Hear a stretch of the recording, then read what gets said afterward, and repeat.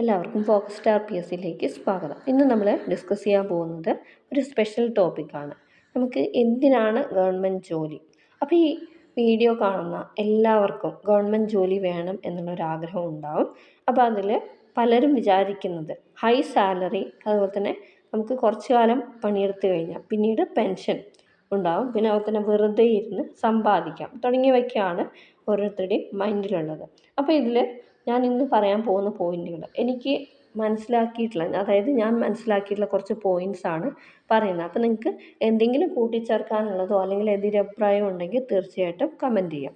എന്താണെന്ന് വെച്ച് കഴിഞ്ഞാൽ ഞാൻ കുറേ വീഡിയോസ് കണ്ടു, അതായത് ഈ PSC ജോലി കിട്ടിയിട്ടുള്ള ആൾക്കാരുടെ കുറേ മോട്ടിവേഷൻ വീഡിയോസ് കണ്ടു. അപ്പോൾ അതിൽ പലർക്കും പല അഭിപ്രായങ്ങളാണ്, അതായത് ഓരോരുത്തരും ഗവൺമെൻറ് ജോലി വാങ്ങുന്നത് പല ആവശ്യങ്ങൾക്കാണ്. ഓക്കെ, അപ്പോൾ ഇത് ഗവൺമെൻറ് ജോലി എന്ന് പറയുമ്പോൾ ഹൈ സാലറി ഉള്ള ഒരു ജോലിയാണോ ഗവൺമെൻറ് ജോലി? ഒരിക്കലുമല്ല. ഹൈ സാലറി അല്ല ഈ ഗവൺമെൻറ് ജോലിയിൽ വരുന്നത്. ഓരോ ജോലിക്കും അനുസരിച്ചിട്ടുള്ള സാലറിയാണ് അവിടെ വരുന്നത്. അതായത് ആ പോസ്റ്റിന് ഉള്ള എത്രയൊക്കെയാണോ പണി വരുന്നത്, അല്ലെങ്കിൽ അവിടെ എന്താണ് ജോബ്, അതിനനുസരിച്ചിട്ടുള്ള സാലറിയാണ് ഇവിടെ കിട്ടുന്നത്. ഹൈ സാലറി ഒരിക്കലും ഗവൺമെൻറ് ജോബിന് കിട്ടില്ല. ഹൈ സാലറി മാത്രം പ്രതീക്ഷിച്ച് വരുന്ന ആൾക്കാരാണെങ്കിൽ ഗവൺമെൻറ് ജോലിക്ക് വരേണ്ടതില്ല. അവർക്ക് മറ്റുള്ള ഓപ്പർച്യൂണിറ്റീസ് ഉണ്ട്. എന്തൊക്കെയാണെന്ന് വെച്ച് കഴിഞ്ഞാൽ ബിസിനസ് കാര്യങ്ങൾ, സ്വന്തമായിട്ട് ചെയ്യാൻ പറ്റുന്ന ബിസിനസ്സോ അല്ലെങ്കിൽ പാർട്ട്നേഴ്സായിട്ട് ചെയ്യാൻ പറ്റുന്ന ബിസിനസ്സോ, അതിലൊക്കെ നമുക്ക് ഗവൺമെൻറ് ജോലിയിൽ സമ്പാദിക്കുന്നതിനേക്കാളും കൂടുതലായിട്ട് സമ്പാദിക്കാൻ വേണ്ടിയിട്ട് പറ്റും. ഓക്കെ, ഇനി വെറുതെ ഇരുന്ന് സമ്പാദിക്കാം എന്ന് പറയുന്ന ഒരു ഓപ്ഷൻ ഉണ്ട്. അത് പലരും പറയുന്ന ഒരു ഓപ്ഷനാണ്.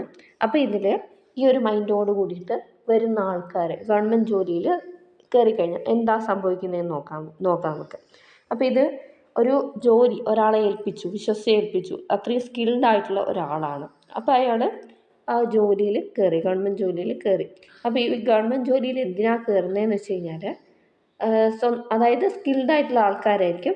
അപ്പോൾ അവരുടെ വർക്കിനെ ഒന്നുകൂടി ഇമ്പ്രൂവ് ചെയ്യാനും, പിന്നെ അവിടെ സർവീസിന് വരുന്ന ആൾക്കാരെ നല്ല രീതിയിൽ കൈകാര്യം ചെയ്യാനും, അവരുടെ ആവശ്യങ്ങൾ നല്ല രീതിയിൽ പരിഹരിച്ച് കൊടുക്കാനും വേണ്ടിയിട്ടാണ് ഇത്രയും സെലക്ഷൻ പ്രോസസ്സിലൂടെ ഒരാളെ സെലക്ട് ചെയ്ത് അവിടേക്ക് ആ ഒരു പോസ്റ്റിലേക്ക് നിയമിക്കുന്നത്. അപ്പോൾ ഇങ്ങനെ വരുമ്പോൾ ആ ഒരു പോസ്റ്റിലേക്ക് നിയമിച്ച് കഴിയുമ്പോൾ അവിടെ ഒരു പണിയെടുക്കാതെ വെറുതെ ഇരുന്ന് കഴിഞ്ഞാൽ എന്താ സംഭവിക്കുക? നമ്മൾ പല ഓഫീസുകളിലും പോവാറില്ലേ? അപ്പോൾ അതിൽ എന്തെങ്കിലും ഒരു സർട്ടിഫിക്കറ്റിൻ്റെ ആവശ്യത്തിനോ മറ്റെന്തെങ്കിലുമൊക്കെ പോയി കഴിഞ്ഞാൽ, അവിടെ നമ്മൾ എന്തെങ്കിലും ഒരു ആവശ്യത്തിന് പോയി കഴിഞ്ഞാൽ ചില ഓഫീസുകളിൽ ചില ഉദ്യോഗസ്ഥന്മാർ എന്താ ചെയ്യുക? ഇന്ന് ചെയ്യാം, അല്ലെങ്കിൽ നാളെ ചെയ്യാം, അല്ലെങ്കിൽ അത് ചെയ്യാൻ പറ്റില്ല, അതിനെക്കുറിച്ച് അറിയില്ല, എങ്ങനെയൊക്കെ ആയിരിക്കും മറുപടി പറയാം.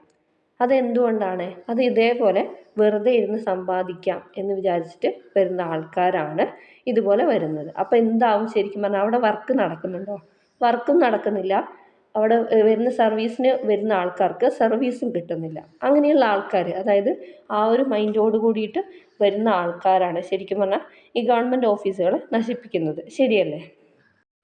ഒരു ഗവൺമെൻറ് എംപ്ലോയീനെ അത്രയും സെലക്ഷൻ പ്രോസസ്സോട് കൂടിയിട്ട് സെലക്ട് ചെയ്യുന്നത് എന്തിനാണെന്ന് വെച്ച് കഴിഞ്ഞാൽ, എൻ്റെ അഭിപ്രായത്തിൽ ആ ഒരു ജോലി കറക്റ്റായിട്ട് ചെയ്യാനും, അവിടെ വരുന്ന സർവീസിന് വരുന്ന എന്ത് സർവീസോ ആയിക്കോട്ടെ, ആ സർവീസിന് വരുന്ന ആൾക്കാരെ നല്ല രീതിയിലൊരു പെരുമാറ്റം കൊടുക്കുക, അവരുടെ ആവശ്യങ്ങൾ പെട്ടെന്ന് പരിഹരിച്ചു കൊടുക്കുക, ചെയ്യാൻ പറ്റുന്ന അത്രത്തോളം ചെയ്യാൻ വേണ്ടിയിട്ടാണ് ഒരു എംപ്ലോയീനെ നിയമിക്കുന്നത്. ശരിയല്ലേ?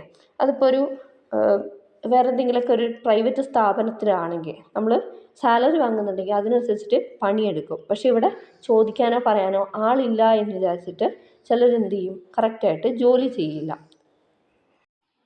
പിന്നെ വേറൊരു കാര്യം നമ്മളൊന്ന് മനസ്സിലാക്കിയിരിക്കുക, നമ്മളിപ്പോൾ ഒരു ജോലി ഇഷ്ടപ്പെട്ട് ചെയ്യുകയാണെങ്കിലും അത് കഷ്ടപ്പെട്ടിട്ട്, അതായത് അത് ചെയ്യണമല്ലോ എന്ന് വിചാരിച്ചിട്ട് ചെയ്യുകയാണെങ്കിലും അവിടെ ഒരു വ്യത്യാസമുണ്ട്. ശരിയല്ലേ? ഇപ്പോൾ നമ്മൾ ഇഷ്ടപ്പെട്ട് ചെയ്യുന്ന ജോലിയാണെങ്കിൽ നമ്മൾ ആത്മാർത്ഥമായിട്ട് നമ്മളെ ഫുൾ മൈൻഡോട് കൂടിയിട്ട് അവിടെ നമ്മൾ പണിയെടുക്കും.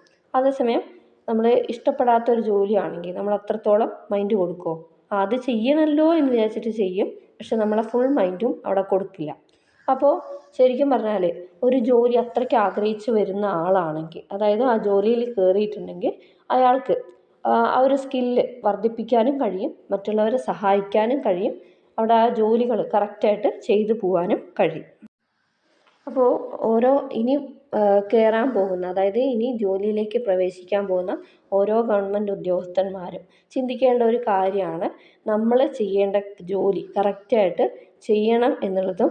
അതുപോലെ തന്നെ വരുന്ന സർവീസിന് വരുന്ന ആൾക്കാരെ ഒരിക്കലും ബുദ്ധിമുട്ടിക്കാതെ അവരുടെ ആവശ്യങ്ങൾ പരിഹരിച്ച് കൊടുക്കാനും പറ്റണം.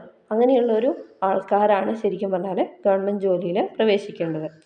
നിങ്ങളുടെ അഭിപ്രായം എന്താണെന്നുള്ളത് തീർച്ചയായിട്ടും കമൻറ്റ് ചെയ്യാം. Thanks for watching. Have A nice day.